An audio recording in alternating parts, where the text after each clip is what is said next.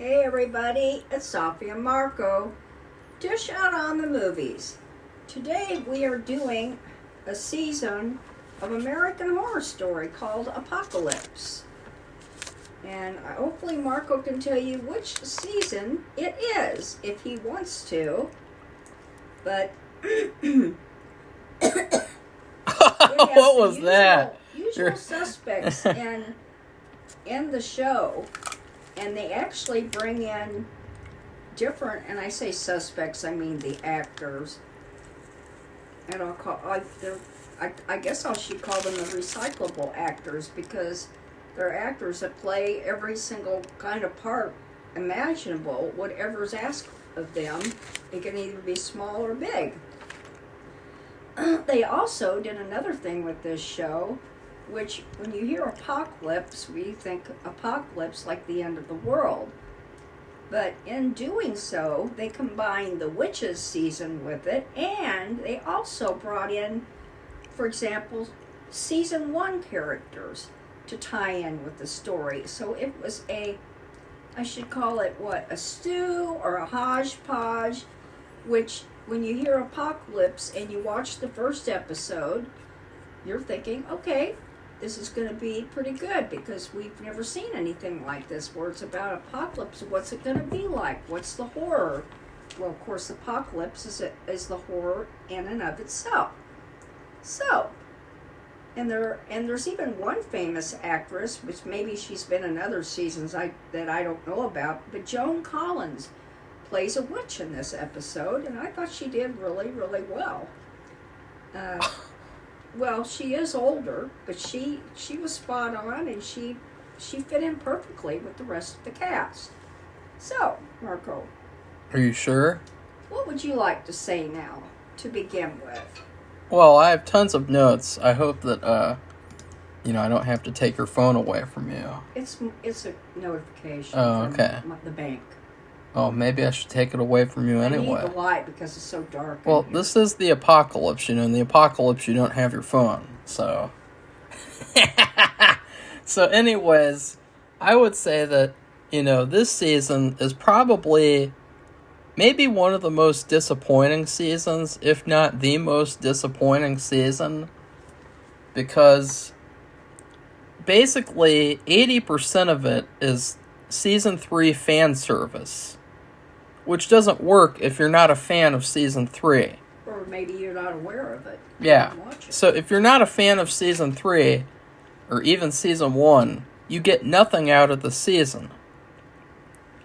And it starts off, too, and it's so disappointing, because it starts off, and we have our chart here, and you can see the pattern is the exact same as every season of American Horror Story. Wow. It starts off strong, there's a big dip, there's one peak, and then it goes all the way back down and stays terrible.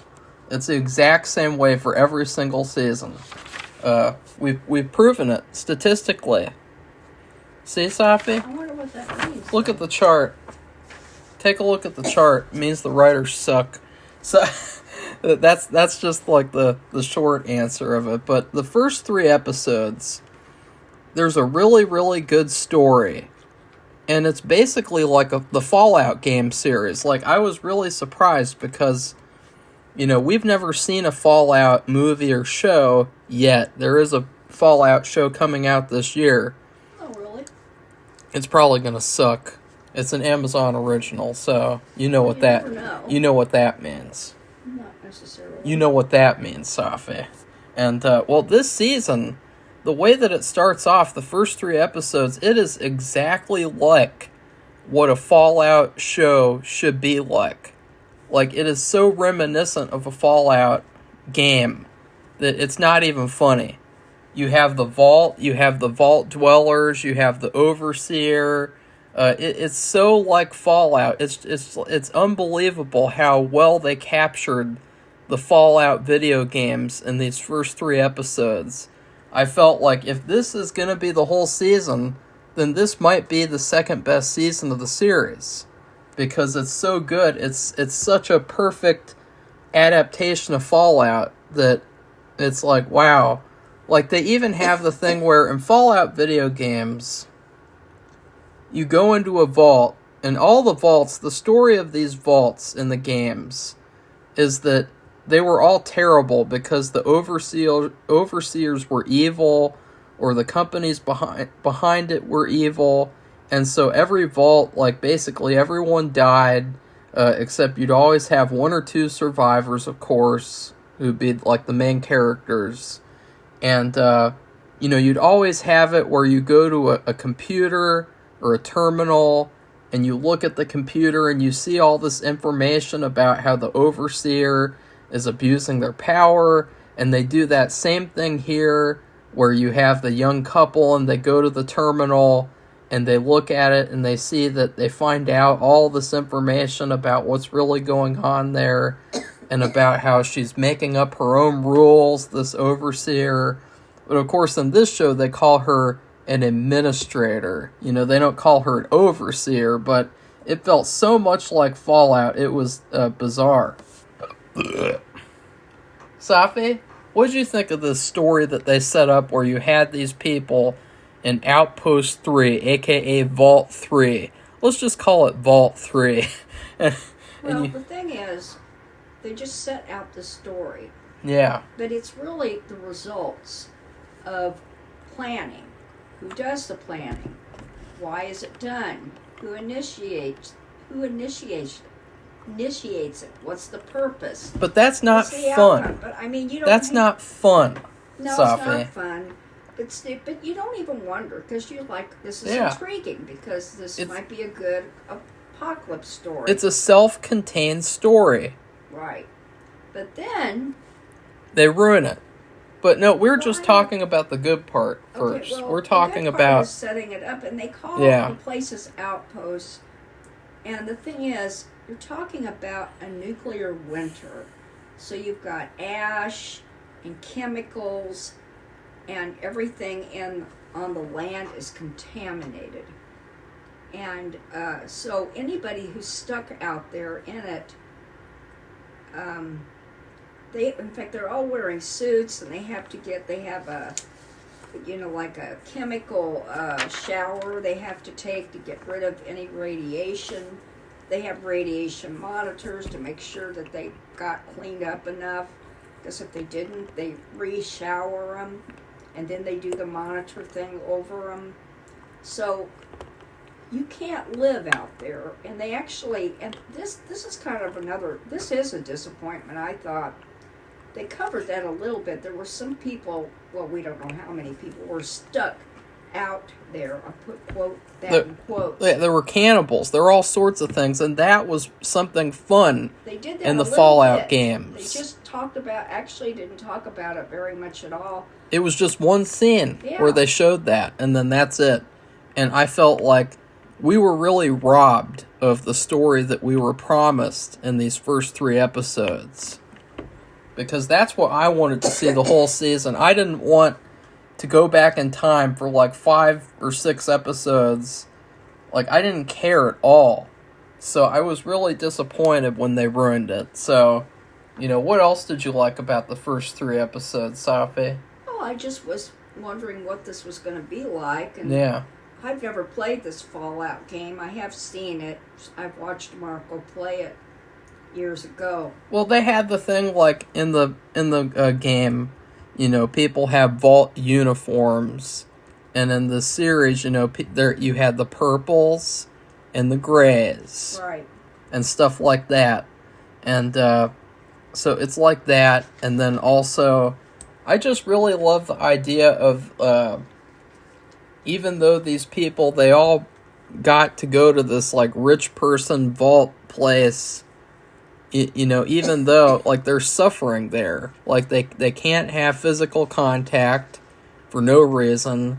They have to... They get shot. Yeah, they get killed. They can't go outside because they could get the radiation. And, they have this whole thing of where they're really paranoid about checking for radiation. But then one of the leaders there, she is actually, like... rigging the device so that it triggers radiation so that they can kill people for fun.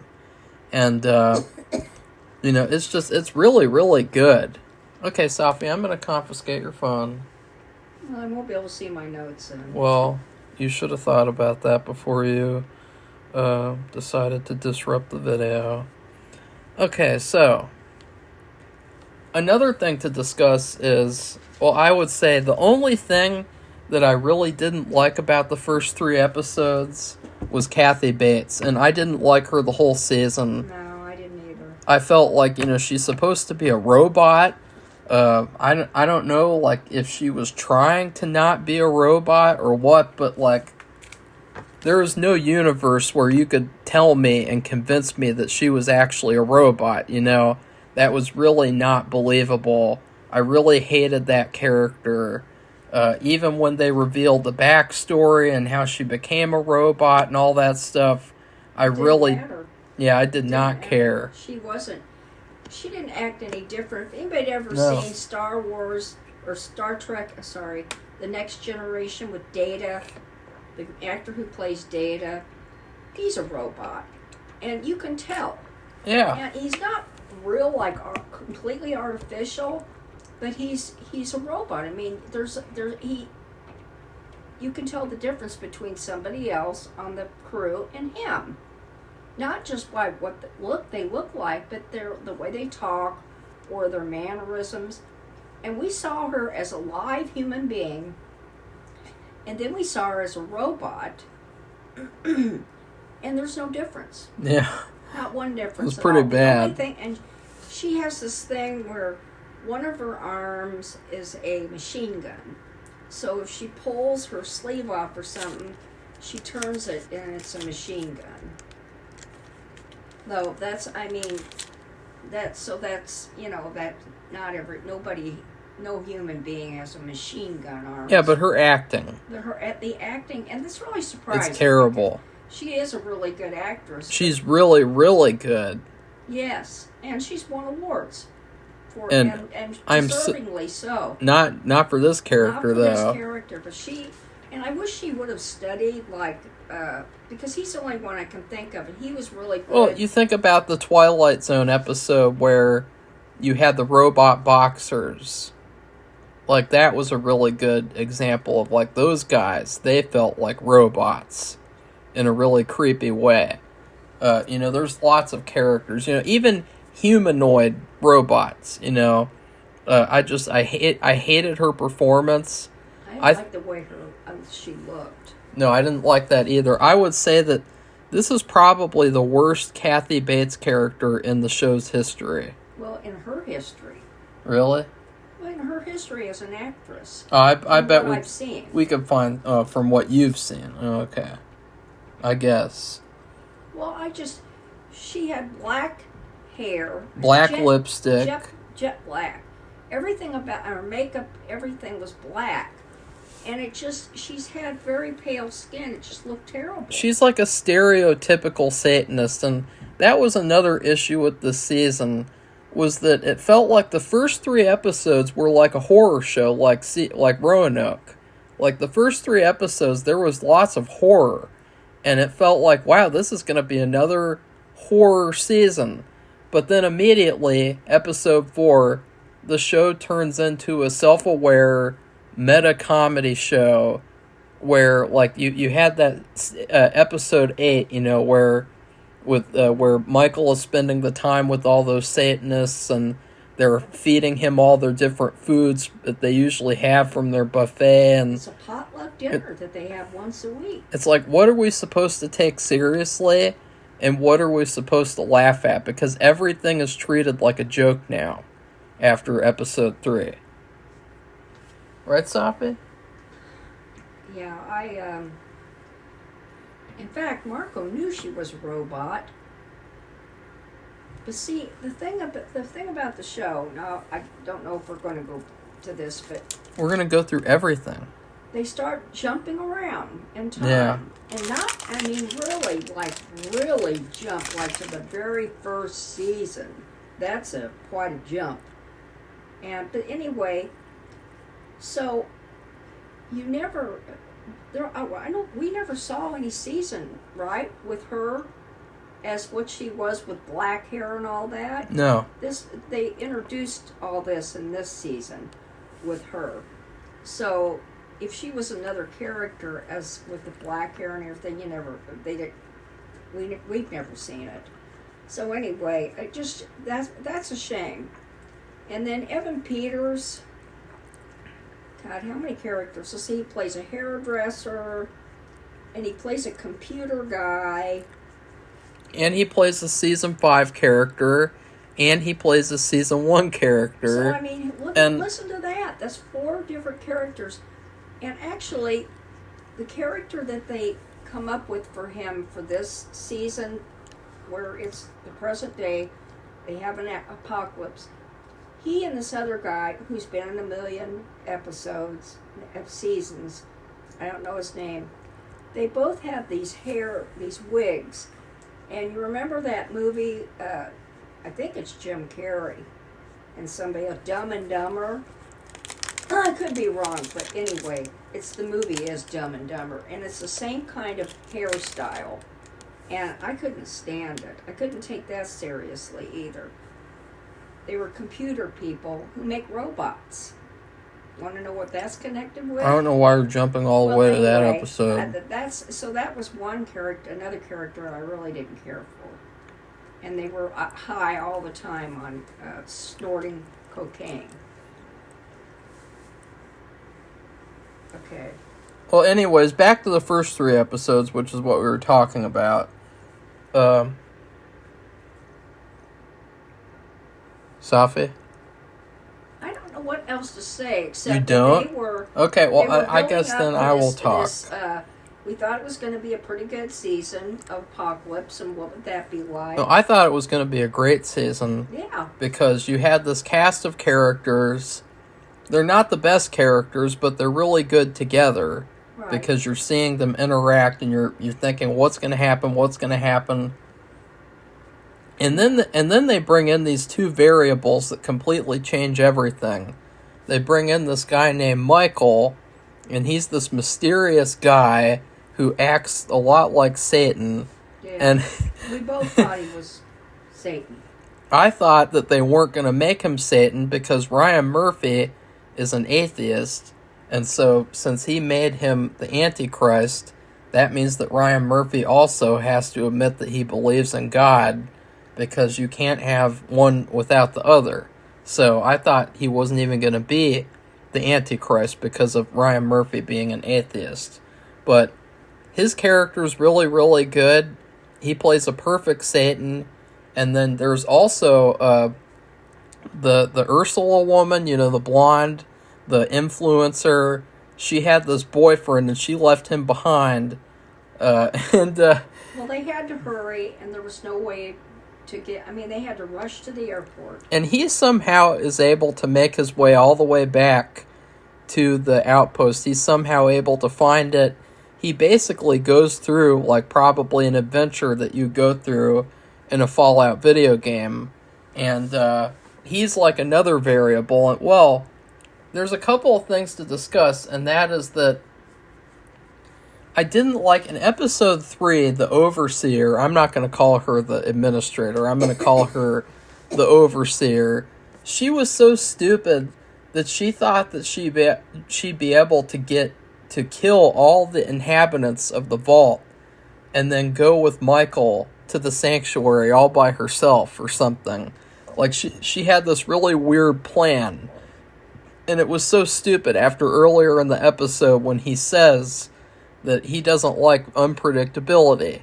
And it's like, that's unpredictability. But it turned out that he wanted her to do that, which I also thought was stupid. Yeah, because it didn't make sense to me at all. It didn't. And I thought this kind of like, it just, everything after episode 3, it all completely destroys that really good story that they set up. And then everyone dies. Like, in episode 3, they kill off all the characters. And then that's when the witches come from Coven.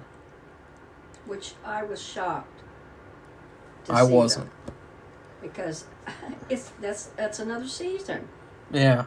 And they're like, it's like they got a salad dressing one kind and they got another, and they both poured them into a same pot, side by side. They come back and they set up the story where Carrie Fisher's daughter, she was actually a witch and she didn't even know it, and she attacked Michael on accident, and he was like, "Who the hell are you?"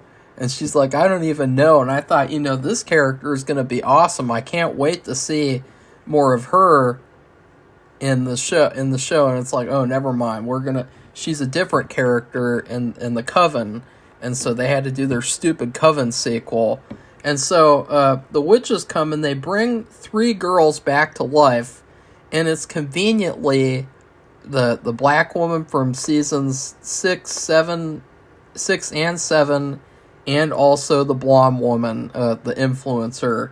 And I thought, I really thought that it was stupid that those other 2 women just happened to be witches too, and that they brought them back.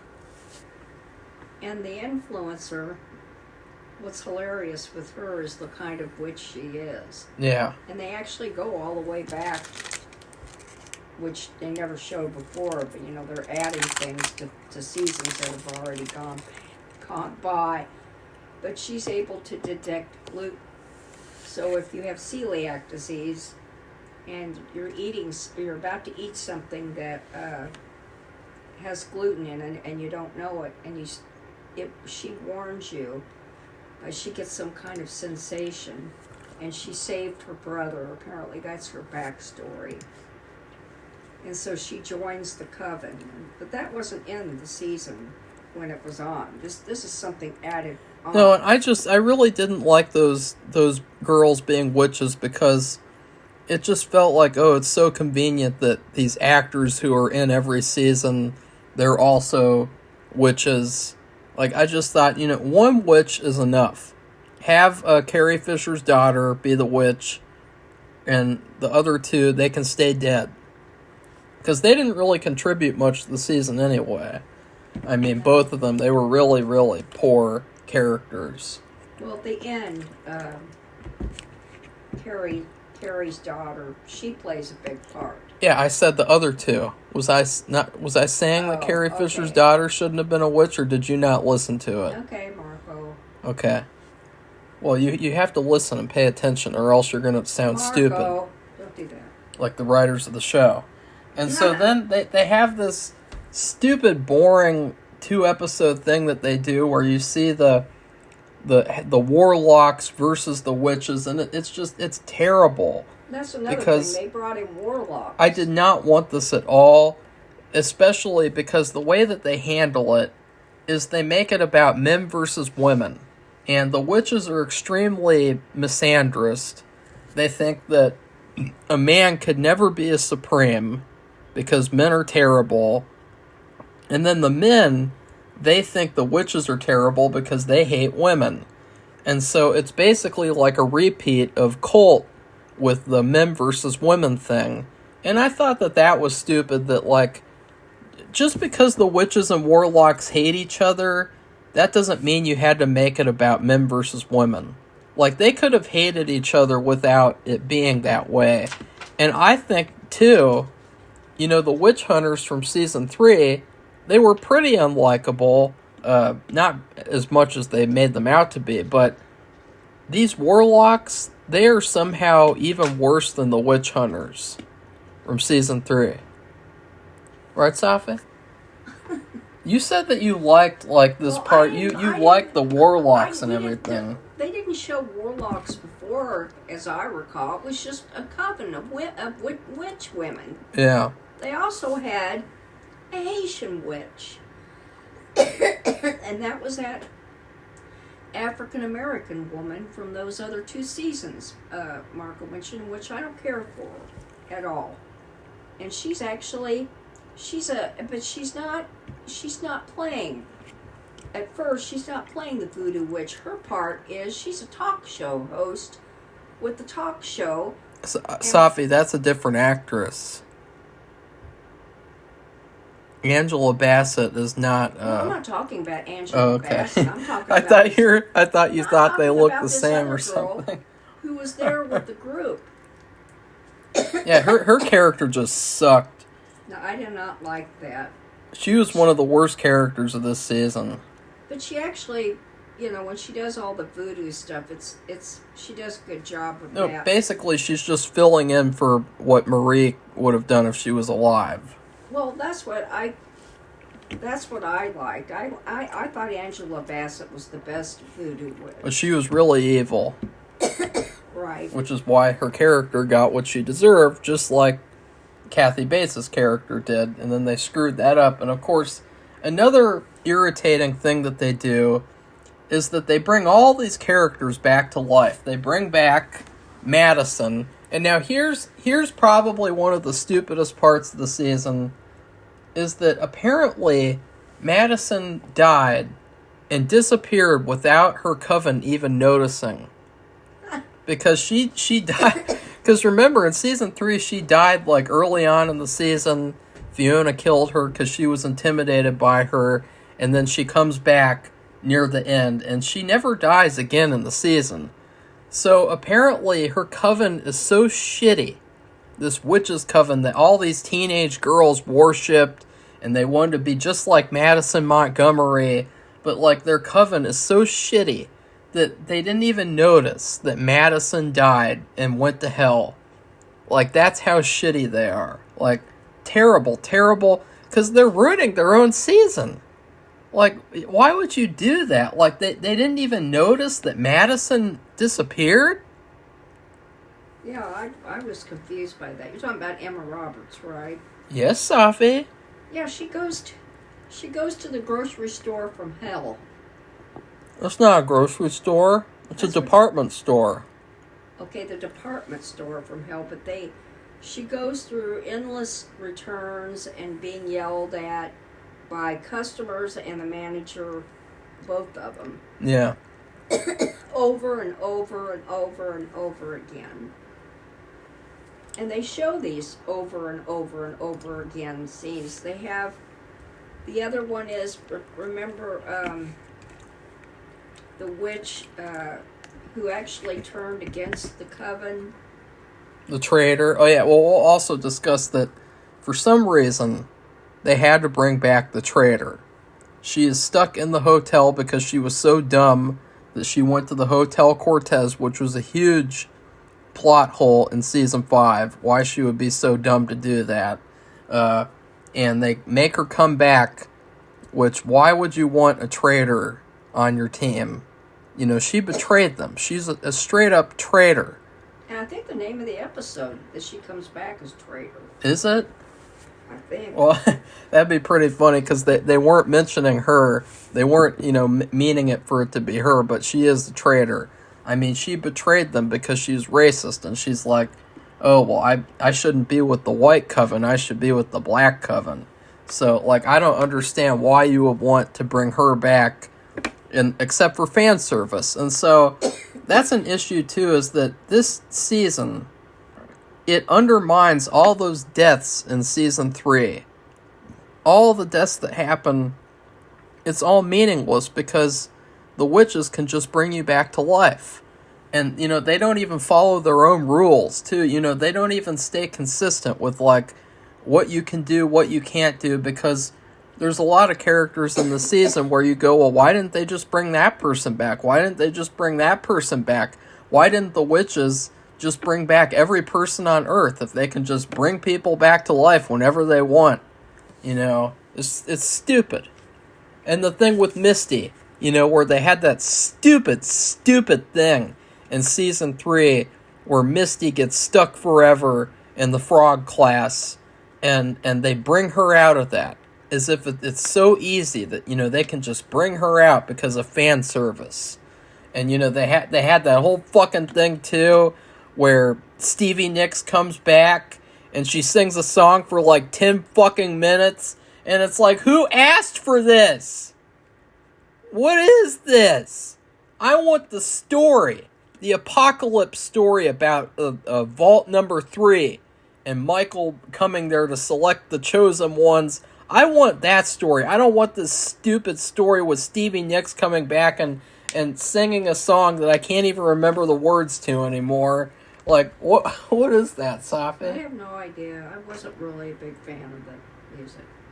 I wasn't I either. liked it. It was okay, but it isn't so. I didn't buy any tapes or albums or anything. So, and she passed away either last year or a couple of years ago. Well, that doesn't mean the show's not trash. And another I note, just wanted to mention another note that I have is that, immediately in the season, Cordelia, Crybaby, she is mentioning that she is growing weak. And I thought, this is trash too, because they tried to have that whole heroic character arc in season 3 where she becomes the Supreme and she's the hero of the season. And this totally ruins that arc because, she's Supreme and she's already growing weak because Michael's around. And I thought, that's trash. So that's another thing. What do you think, Safi? What else do you have to say? I was surprised, but that is very significant in the end. Near the end, about her getting weak. Because it's basically what we talked when we watched the Coven episode. We heard about her mother getting weak, and who was going to be the Supreme. In fact, that was a big driving topic in the season. And so now here it comes up. It's coming up again. Cordelia is becoming weak, and she's. But she's only been Supreme for like a month or so. I don't know. That just ruins her character, because it's like, how weak is she as a character? And she actually, in this show, I think she played 3 characters. And I think it's nice that they recycle their actors. But I think it's kind of a detriment, because... It's hard to follow. And it's confusing. It's kind of like adding extra spices to something that you don't know if it's going to work. And then you add them, and then it becomes kind of garbled. Another thing, though, that I think is a huge problem is that there's several points in the season where they try to make you go ooh and ah when these characters meet. And it doesn't work at all, because you've seen these actors together before as different characters. So you've already seen these actors together. So seeing these characters together, it doesn't really have the effect that they want it to have. Like if you show Christian Bale's Batman with Tom Welling's Superman, that would be kind of interesting and special, because those actors have never been on screen together before. But if you have Kathy Bates' character interact with Crybaby's character and like different Crybaby characters, it's not really special at all, because it's the same actors. And especially because some of these characters are trash, like the robot. Oh, that's what she calls herself in the episode, remember? No. She's like, for Halloween, I was a robot. That was a stupid weird, because you're still story. Thinking. Even Marco could hear. I missed that too. At the very beginning, when she said she was a robot, somehow I missed that. No, in episode 2, the couple, they were supposed to be executed for having sex, and they shot her, and there was like robot fluids coming out of her stomach. So that was the hint at telling you that she's a robot. And then she reveals it. So I mean, she's so bad at it that we didn't even know the whole time until that happened. At least Mark was found out. The story of Michael becoming a Supreme is lame and gay and bad. And I mean gay as in it sucks. Like, it's just really, like, not interesting at all. But then they have episodes, let's see, which one is it? 6, which is probably one of the top best episodes of the series, and it is a return to Murder House. And the funny thing about this episode, though, is that basically this whole episode is the writers admitting that their season 1 finale sucked and basically undoing every single shitty decision they did in the season 1 finale. Right, Safi? Talk about that episode. I mean, you like that episode. Say something. I'm just tired. Stop being such a statue I'm being cashew. an overnight nurse and up in the day, and it's wrecking my sleep, and I'm very tired. Well, I'm tired of bad writing, so that's a lot worse than that. It's just to hear Marco talk about it, though. It illustrates how it went off the rails. Yeah. And you're kind of like, it's just weird. It just goes back and forth, and it kind of shocked me that they went back to all these previous seasons and took stuff from them, and then it's fan service. It's just you go back and forth, and it's like, where am I, and what's going to happen? And it seems like even the actors were confused too. Yeah. Like Michael, I think season 6, or it was that. You're saying season 6 was the good episode. Oh, here it is. Roanoke. This is Murder House. Okay. Oh, you mean episode 6 was the good episode, not season 6. There was the one where he meets all the devil worshippers, and no, okay, we're not to that episode. Okay, yeah. That episode was like, and we'll talk about that too, because something really funny happened with me, where we'll talk about it when we get to that. But the Murder House episode is really, really good because, number one, the Warlock guy. I thought he was a terrible actor at first, but then he did a really good job in the Murder House episode. He's good. And also, Emma Roberts was really, really good. And I would say even that after that episode, I actually kind of like her character, and I kind of wish that they had more of her character. So, the episode not only fixed season 1, it also fixed Emma Roberts' character from season 3, who that I have a notorious hatred for that for that iteration of the character. But let's go through what they fixed in the Murder House, because part of it was seeing where Michael grew up and revealing what happened with Constance and Michael. And Constance was his grandma, right? It was Jessica Lange. Right. She's not related to them at all. She stole the baby, remember? Oh, it was the devil baby and everything. They had that whole story where it was like Rosemary's Baby and shit, and the mother was eating brains and stuff like that. But they also, the other half of the episode was fixing season 1. And probably my favorite retcon, which completely redeemed season 1, is that they changed Tate raping the mother. Because originally in season 1, the Leatherman rapes the mom, and that's why she's pregnant. And they revealed later in season 1 that it was Tate, and that he was the true bad guy of everything. And it made the daughter hate him, and it just made him like the number one bad guy. And I hated that because it just didn't fit at all. It didn't make sense. It felt like that's not what it should be. Well, they changed it to now it was actually the devil that impregnated the mom. Yeah. And I thought that was a much better thing.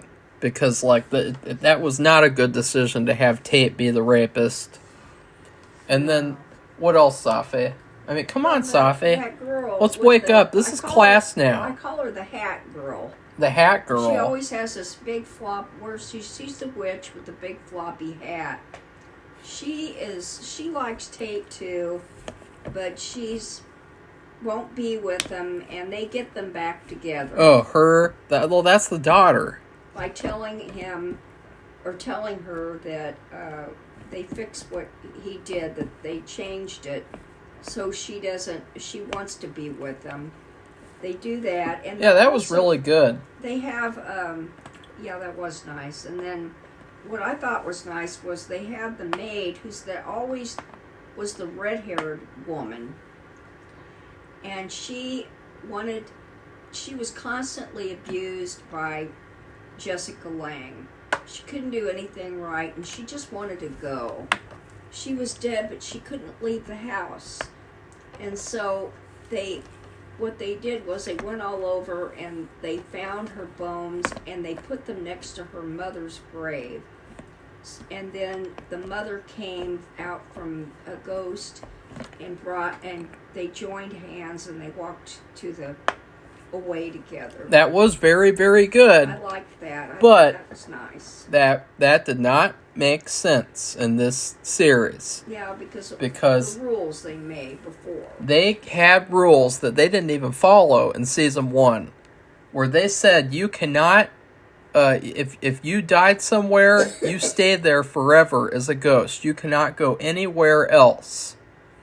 And so in season 1, Tate, he couldn't leave the house except for, all the times that he left the house, like when the daughter went to go confront those people from the high school, the school shooting victims, and then, of course, just the fact that the school shooting victims, they were allowed to go all the way from the high school to the house, and stuff like that, completely not even following their own rules.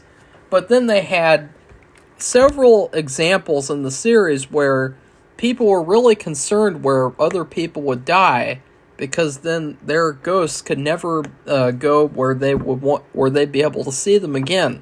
And so example 1 would be Jessica Lange's daughter in season 1, when she is out on the street trick-or-treating or something and she gets run over. Jessica Lange was very upset because she would never get to see her ghost ever again. That's right. In season 5, the beta male, Dominic, I think his name was, I can't remember. He was a beta male, and he did not want to die in the hotel because he did not want to be there with Lady Gaga anymore, and so his mom had to take him out of the hotel so that he could die out on the street. But now it's revealed that if you want a ghost to be where you want them to be, all you have to do is move their bones, which is stupid. I mean, that totally undermines these things that happen, these serious things that happen in earlier seasons. And that's what they did with the bones of maid. They found him, but it took them a while because they came across so many dead bodies in the yard. And so the reason why they were doing these things is because they were trying to get information on Michael and what they thought about him and what he did, where he was from. I loved it how all the characters from Murder House, how all of them interacted with him and they all tried to help him.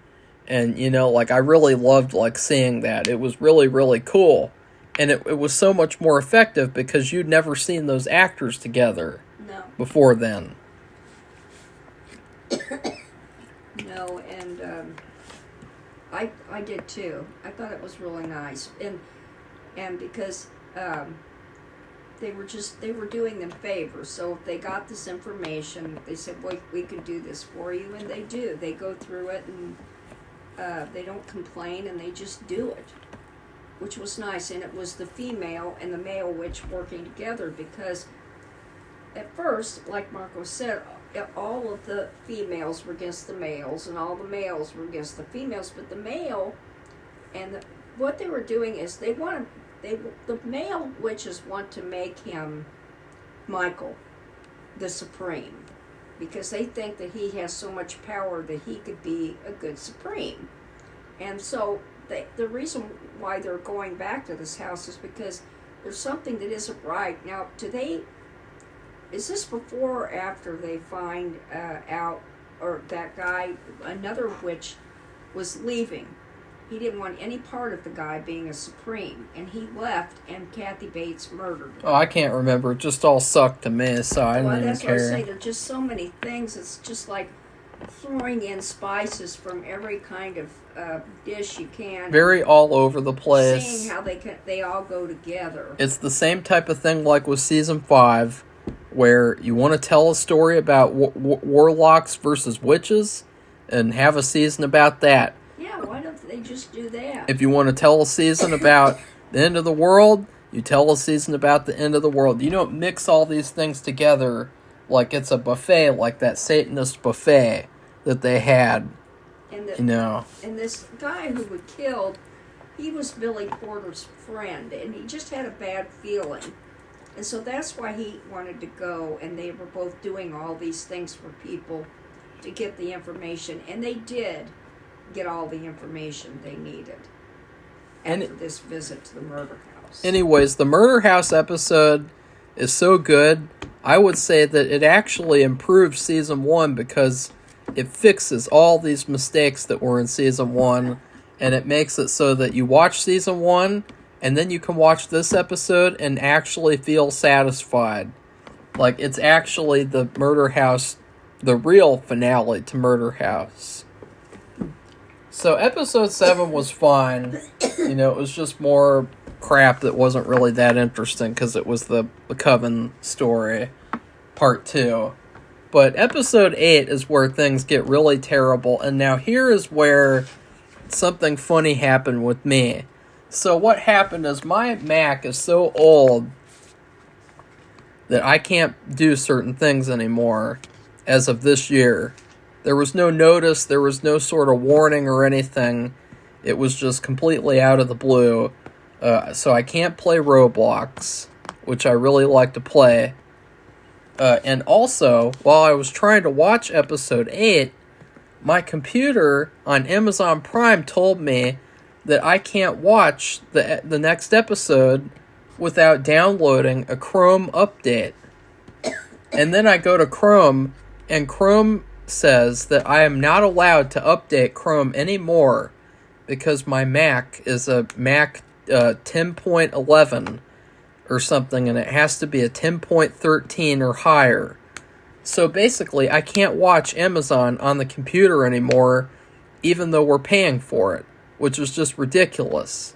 So you know what I did? I went to the special website, because at least on the special website, you don't have that problem. Well, for some reason on the special website, they have the finale as episode 8, 9, and 10. So I clicked on episode 8 and I accidentally watched the finale before watching episodes 8 and 9. And so I was like, what the hell? What the hell is going on here? Actually, I gave episodes 7 and 9. Well, it wasn't bad, but it was just more of the Coven story, Well, this is when they resurrect that the dead guy. And he's just powder. She burned him. And they resurrect him. They find out, they think it was Michael. No, it was a woman. And then he describes her, and then they figure out that's the robot. And then they use Gluten Girl to follow her into the grocery store. And this is the episode where they find out very specific things about it. It wasn't just Michael being who he is and what they want to do with him, which is they want to make him supreme. It's the fact that these male warlocks were, they had a, what do you call it? An agenda to which they wanted to destroy the witches. And that Michael would be the supreme guy, and that all the female witches were going to be killed. A conspiracy. That was a word I was thinking of. That was pretty hilarious too. And you have the two head males. In fact, I think one of the funniest scenes of the season was when you had those two males, and one of them, he shows this powder, and he's like, this powder is going to make it so that they are literally bleeding out of their pores, and they die instantly. And then he blows the powder on the guy, and the guy's like, "What the hell?" And he's like, "It only works on female witches." And it was really, really funny, like just that reveal, because it was so silly. And then 5 minutes later, here comes Cordelia and the two other witches. And they, what they did was they used Joan Collins to find out what these guys were up to, too. And Joan Collins was really, really good. I thought she was one of the highlights of the season. She could read minds. That was her skill, and they didn't know she could do that. She didn't really dress like a witch. She dressed more like a wealthy socialite. And so they kind of were distracted, I think, by that. And she was older. But she could read their minds and could hear in their minds what they were thinking about these, Cordelia and the red-haired witch. And so that was another tool they used. So anyway, when they came in, it was 5 minutes later about this powder thing. Cordelia says, "We're on to you," and she lights the powder on fire and just blows it up. And it's gone. And then they kill them, right? Yeah, they made an example of them. And so then the next episode 8, yeah, Sojourn. That episode was terrible. In fact, I was really worried about the episode because all these people gave it such terrible reviews. And they said, like, you could skip this episode and not miss anything. And after finally watching it, I agreed. Like, it was so bad and it was so, like, just lame and boring. And they really ruined Michael's character, too. Because in the first 3 episodes, he was such a sinister and scary character. And then in this episode 8, they totally ruin him. And they make it to where he doesn't know what to do. Well, what happens is they kill Kathy Bates and these 2 male witches. They burn them at the stake. And Michael finds their ashes. And he was upset about her, basically, Kathy Bates. And so this Sojourn or whatever, episode 8, he's like, doesn't know what to do. And he says it. I just said that. He says it 10 times, though. So now you're saying it 10 times. And he says it over and over, and like, oh, okay.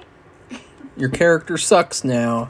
And so the whole episode is him trying to figure out what to do. He finds this group of Satanists. They're really stereotypical and goofy. They're sacrificing people. Really, really dumb, goofy episode. And just, I hated this episode. And they introduce him to the cooperative, whatever. And I hate the story so much. I want to kill it with fire. Like, that's how much I hated it. Like, it was so bad. And then the next episode, too, you have these 2 nerd characters. They're really good at making robots. They like to make sex dolls. And they build Kathy Bates as a robot for him so that she can tell him what to do. And so, number one, it's really hilarious that the Antichrist, he's so lame and so weak that he needs a robot to tell him what to do because he literally doesn't have a clue. No. And he was also, like, trying to copy the Omen 3. He was saying, maybe I should become president and I could do what they did in the Omen 3. Like, he was that clueless. But the thing was, when he was talking to the robot woman, because now she's a robot. They've made her exactly the way she was. And they were talking with him through her. In other words, They were communicating through her. So everything that she was saying, they were typing it into a keyboard. Which is really weird because that's not what you should do if you have a robot like that. They're screwing up her programming. Plus the fact that if he's so omnipotent, Yeah. He couldn't figure that out. Yeah, he should have been able to know that. At first, I thought he was, because he gave her this really strange look, because she says, I think you should go back to my two creators. They're really smart. And they're handsome, too. Yeah, and they know what's going on. They're wearing wigs like Dumb and Dumber. That movie, those two characters, that's what they look like and act like, and they're coke heads. They're constantly snorting cocaine. And Michael is so stupid that he can be manipulated by these nerds. I hate it. I hate it because it's not consistent with the first 3 episodes where Michael basically knew everything. He knew everything that was going on. He could get into everyone's heads. He was extremely, extremely powerful. And then all of a sudden it's like, no, actually, he's a complete idiot who can get manipulated by these 2 nerds. And it's just, it's really, really bad. So, that episode sucked too.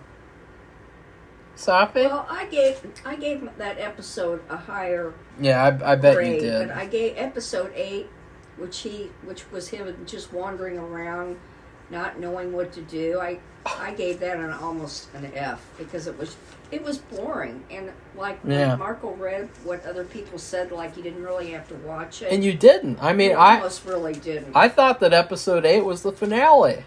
Like, I thought, and I was glad that it wasn't, though, because, you know, the twist at the end of the finale just totally ruins it. So, now we can get to the finale. This finale, I was shocked. This is what I was like horrified. This is what the Fargo season 5 finale was supposed to be, in a negative way.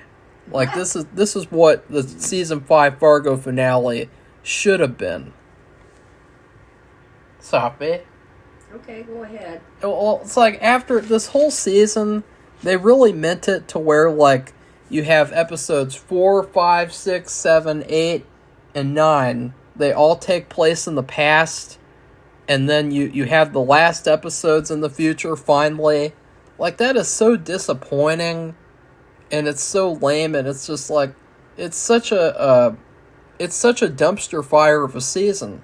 It's such a huge disappointment and a letdown based on the premise of Apocalypse. Like, you think about it, too, the season's called Apocalypse, and there's only 5 episodes that there's only 4 episodes that are in the apocalypse. All the rest of them are in the past. So how is that apocalypse? Or right before the apocalypse. But no. Nothing in the apocalypse. And what they do is, those 2 witches, the gluten girl and the is it Mallory? I guess it's deemed that she has a lot of power, and that she's going to take over as the Supreme, and when Crybaby dies. Yeah. And so, but what they do, because they've got to fool Michael, because he's really powerful, they turn them into, the gluten girl is the influencer, and Mallory is her go-to girl. Gopher girl. And they say, you're under spell, you're not going to know who you are or remember anything until at the end. And they have everything all planned out, what they're going to do. But then guess what?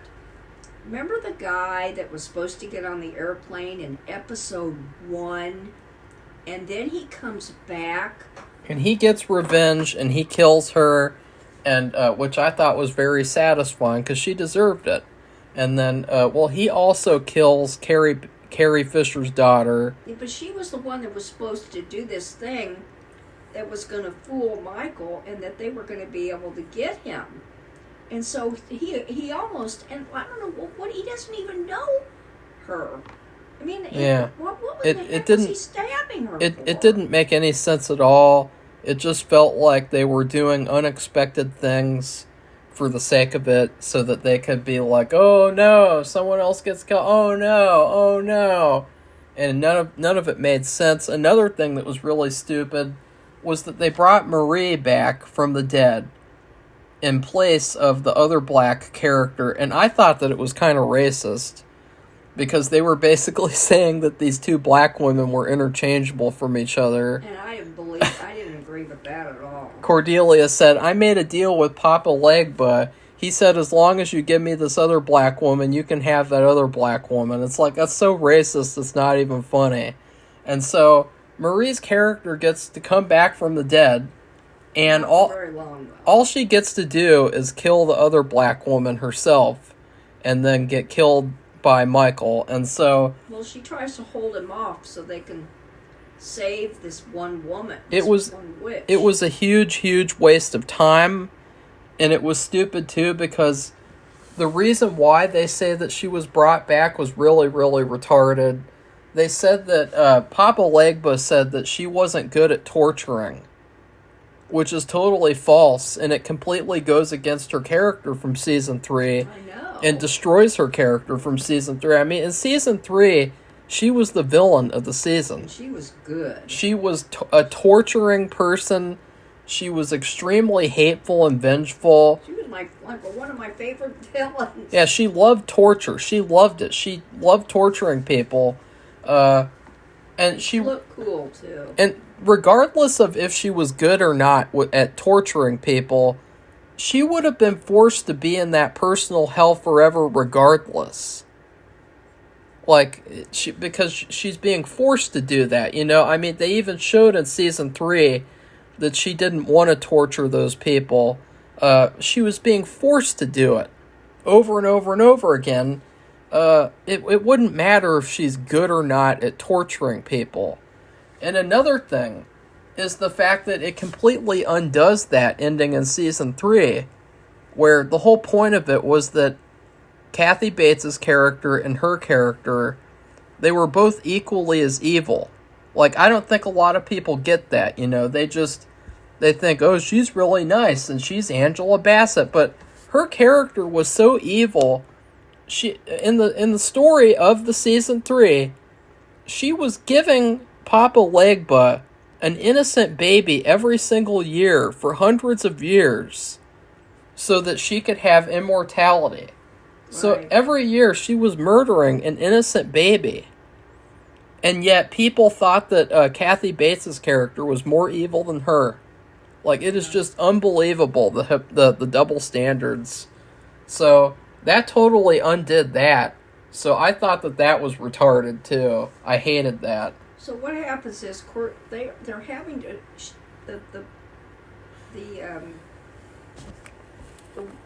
what's her name? Angela Bassett is trying to hold off Michael because he's going after Cordelia and that girl.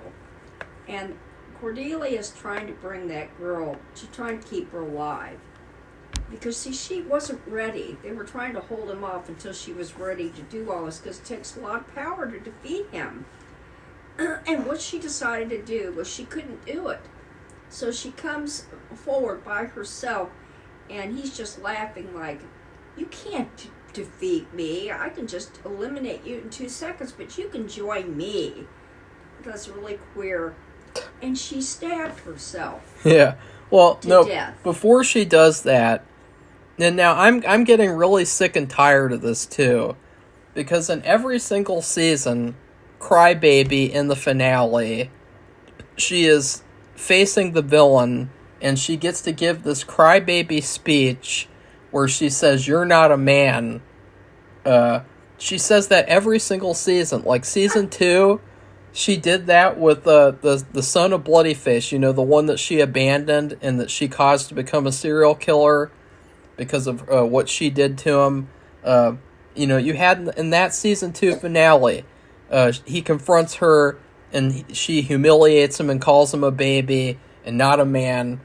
You had, what else? Season 6, Roanoke.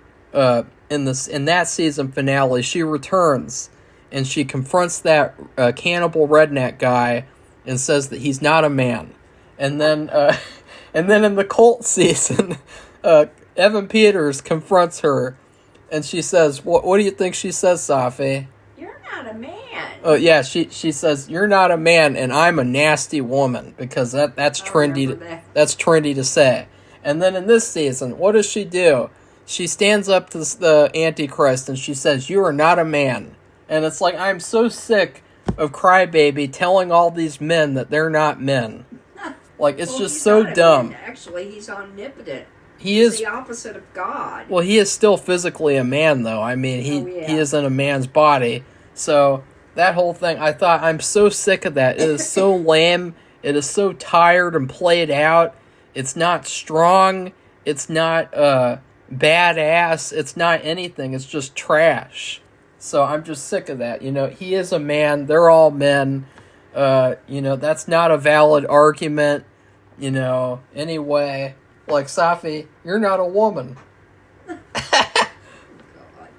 But anyway, what's funny is she stabs herself. Yeah. And she kills herself. And yeah. He is totally shocked. I mean, and it's different because if he's the devil, or if he's the son of the devil, he knows all and sees all and hears all. He shouldn't be. It shouldn't affect him. But he looked like he was emotional about it. Yeah, he was very emotional. Like he was upset, and then she fell. She made herself, or she didn't have to make herself because she was dead. She fell backwards off of a high. I don't know where she was. Like it was a ledge or something, and fell to the floor and lay in a pile of blood. And then what happens is that other girl who was dying, Carrie Fisher's daughter, is supposed to take over. She gets revived. She is instantly revived and has a multitude of power. Yeah. And that's when she travels back in time, which, anything with time travel is automatically a red flag because it just makes everything really messy. And it complicates everything. She travels back in time, and all she does is just run him over. It's that easy for her to defeat him. Well, the first thing that happens is the grandma, Jessica Lange, she comes back for this show a couple times. This is the last time. Instead of putting up with her, whatever you want to call it, her grandson, who's not really her grandson, he just killed a priest. And instead of putting up with it, she threw him out of the house. And he puts on his little blue jeans jacket, and he walks out of the house, and he acted like he was just lost. And he walks right into the street in front of this car, and he gets hit. And then you see the person going back to go back over him, and guess who it is? It's that witch girl that just revived and went back in time. And then she hit him again, like multiple times. That's all she had to do to defeat the Antichrist, guys. And Jessica Lange, she has come out of the house, she sees this, and she goes over to him, and he says, "I just want to go into the house." Which, I don't know what that was supposed to mean. He wanted his ghost to be in the house, even though they set up in this season that, you can just move their bones and their ghosts can go wherever they want. You can take their bones to China, and their ghost is vacationing to China with them, Well, guess what she says? She says you can rot in hell. She said you can go to hell, which I thought was ironic. It was very ironic because, also just the fact that basically what they were doing was they were trying to create a parallel because in season 1, she was very upset about that other girl being killed in the street, being run over by a car, and now you have this guy who's been killed and she's really happy about it. That's what they were trying to do, and it just didn't work for me at all. It was very anticlimactic and dull. It felt like a huge disappointment, just what they did to Michael's character and making him so weak and so stupid and not really powerful at all, except for when it's convenient. I just really wasn't a fan of the finale. Well, all up to then, it was. I mean, it seems like they over. Well, no, it wasn't up to them. Then they showed the witch house, or not witch house, but the academy, or whatever you want to call And it. this was where I thought, this is ripping off X-Men Days of Future Past. They did the exact same thing, where what happened was Wolverine, he was responsible for saving the past. But at the end, the twist was that he had to go back in time and stay there in this fixed past. But the twist was that no one else would remember except for him. And so there was the part at the end where he's walking around and seeing all these mutant characters, and none of them knew, but he knew that he saved all of them. And this girl who survived, they copied that, and they have Carrie Fisher's daughter walk around, and she's like interacting with all these people that she saved. Right. And everybody but Emma Roberts, who's still stuck in the store, sounds like they're going to go back and try to help her later. Yeah, they said maybe later someday, like, which was terrible. It's like, this is a terrible coven. Like, I really don't like these characters anymore. I didn't really in the first place, but, like, they're really bad characters. So, even though I thought it was kind of, I think I've seen that movie, it just seemed kind of like overkill. It's almost like these movies where the director has a director's cut and there's no editing and they just throw everything in there but the kitchen sink, and it's drawn out too long. Probably like this review. What do you mean? Up until then, I thought it was okay. I mean, it was kind of bizarre, but it's still, it went together. But then is when the finale falls off the rails. Yeah, this is where I was shocked. This is where they do this twist, and the twist is just, it is probably the worst twist in the show's history. Ugh. They have it where the couple from the first 3 episodes, they meet again coincidentally, and they get together, they get married, and they have a baby.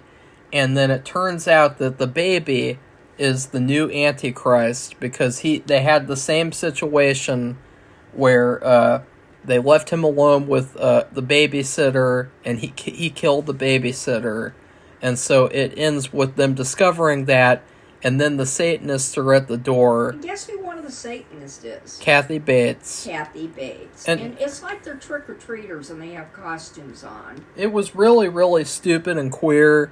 I hated that.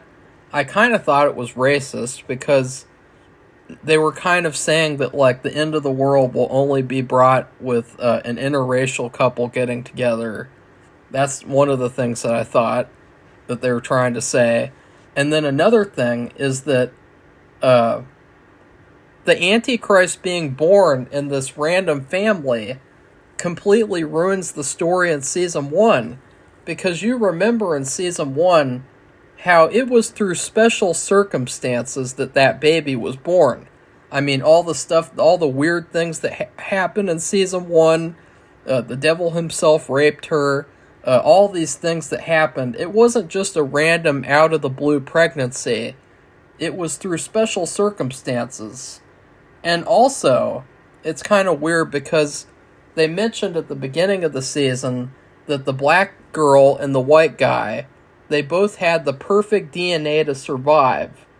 And so are they implying that because they had this perfect DNA, that it's the perfect DNA to make a Satan baby? Because that's stupid too. The whole thing was completely unnecessary. Yeah. They should have just ended it with that girl at the academy. Yeah. Witches, and that was the end of the story. Ripping off X-Men. Yeah, they should have ended it that way. Then it's like they tacked on this part. Well, I was happy to see that couple get together, because, they got killed for no reason, but that twist was really, really stupid. I don't think it was necessary. I Yeah. really don't. I don't care if they were together or not. And I just thought, in fact, it seems like they cheapened the finale. They did. And I really didn't like that. Even though I didn't like the finale, I would say that out of all the finales, which I have ranked the finales, I would say that this is actually one of the best finales because... Well, 3/4 of it was good, but this last part was unnecessary. Yeah.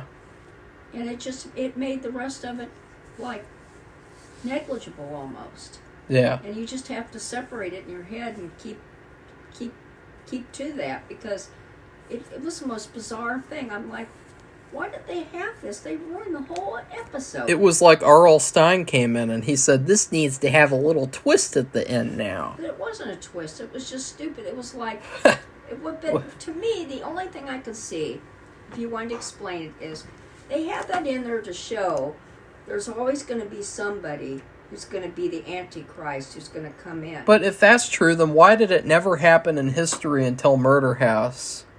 I don't know. Maybe it did, and they just haven't shown it on American Well, Story. maybe it's because they're retarded and they don't think when they write. I don't know. What's your food review for the season, Safi? And why? Well, we had enchiladas last night. We haven't had them in a long time. And what you do is, after you make they're chicken enchiladas. So what's in the filling? You put the sauce, the enchilada sauce, on the bottom of the pan. Then you get the flour taco, which is not a little taco, it's a big one. It's like flour tortilla. Then you have to heat it up in the microwave a little bit. Then you put on refried beans, grated cheese, and then we have chicken, so cooked chicken that Marco cooked and he cut. Okay, but usually after that, then you pour sauce over the top after you roll them up, and then you put, when you serve them, you have lettuce and tomatoes and cheese and olives, whatever you want, maybe onions. Well, I didn't have that. Yeah. And so the basis of the story was an apocalypse. But then they tied it to this witch story, so you're kind of like stuck with this basic enchilada with the cheese and the chicken and the sauce and the refried beans. But then, when you add on this extra thing at the end, you do get all those vegetables, the lettuce, tomatoes, cheese, and sprinkle them on top. And then you add just a plain old taco, and put cheese on that. It doesn't go together at all. But that's what it reminded me of. We didn't do that, but that's what it reminded me that it could be if you did that, because it was unnecessary. And even if we didn't have the vegetable stuff, you wouldn't need to put tacos on the top, like another layer, like we're making a Taco Bell combination, which hasn't been done yet, or something. The enchilada taco, whatever. So that's what it was. It was an unnecessary, and it really makes me mad, because it's just almost, between all this flipping around to the different seasons, even though you might have improved what happened in season 1 by giving these explanations, etc., it's still, when you have things it seemed to be worked out, and you have this Antichrist who's weak. You think he's really strong, and he comes off really strong at first, and he's weak. He's just, and then you think, okay, and then they do this thing with the girl going back into the past, which I knew this was going to happen. That somehow they were going to try to reverse what happens with the apocalypse, which is their bare little reference to what the story's supposed to be about. And I knew they were going to do that, but anyway, so you add on this thing at the end, and it was just stupid. And it kind of ruined the whole thing for me, because all the parts that I thought were good, it just kind of soured me. It's kind of like if you watch a skating event, and the person does perfectly until the last part, and they fall. That's the last thing the judges remember, and they get punished. Even a gymnast, they do some kind of routine on the balance beam, perfect, all these flips and everything, and then they do something at the end. They fall, they go out of bounds, whatever. It wrecks the whole thing. That's what it did for me. So, go ahead. Well, this season, once again, to summarize my review, it started off like it could be really, really good the first 3 episodes, but then episodes 4 through 5 were terrible, and then episodes 7 through 9 were terrible, and 10 was terrible, and it just completely became something that it shouldn't have been, because it was called Apocalypse, and it wasn't even Apocalypse for most of the season. So it was like they falsely advertised the season, in my opinion. I think we deserved to see Apocalypse for the whole season. That's what we were promised, with very little indication otherwise of what, like being in the past the whole season. Like, that completely defeats the purpose of an apocalypse. And so, I can't think to what Season 3's food rating was. I can't even remember. Oh, I think it was like the Olive Garden meal that I had when I had to binge watch Season 3. Well, I would just say that this season is like you get, it's like you make homemade spaghetti, which the spaghetti is my favorite food. So the first 3 episodes, it's like you make spaghetti at home. But then for some reason, you decide, let's go to Olive Garden also and get food from there.